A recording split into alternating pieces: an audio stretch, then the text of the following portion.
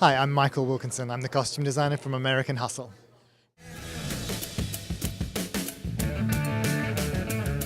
No matter how I try, find my way to the same old jam.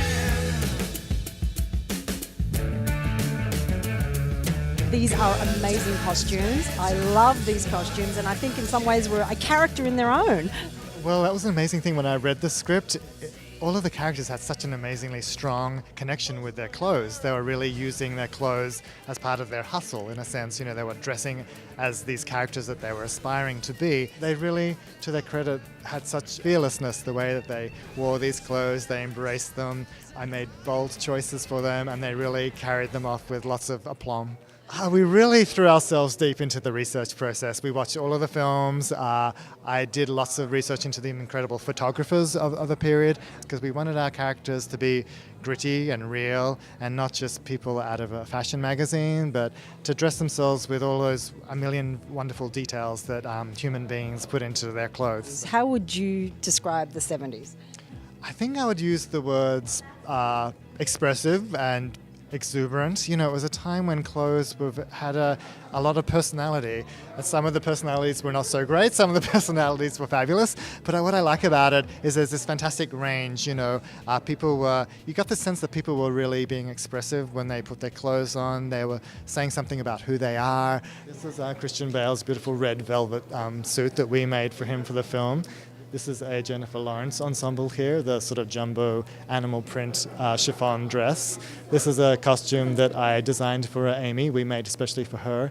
It's a sheer gunmetal sequined jersey dress, which is with a very low plummeting halter neck, and it's got this wonderful cut-out back detail. You know, a lot of these very low plummeting necklines, they have this dual quality to them. They have this sense of confidence, but there's also a vulnerability, I think, to these necklines. And so we really like this sense of danger and electricity that these clothes brought to her character. Now, she told me that there was no tape involved keeping the dresses there. Was she lying? She was not lying. She's a very impressive young lady. We always joked that there were three things that you had to remember about being able to pull off these necklines. One was always holding yourself properly. The second thing was always making sure you avoided drafty situations or sudden gusts of wind.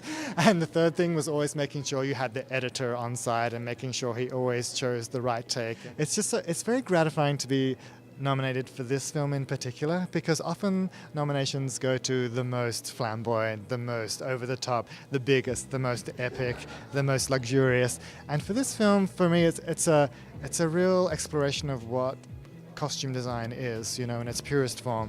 Everything about the decisions I make, you know, with their colors, the textures, the silhouettes, the drapery of the clothes, the different choices, high end, low end, they're really helping, all these tiny little things are helping to subliminally inform the audience who these people are, how they feel about themselves, how they want to present themselves to the world. And for me, that's what costume design is.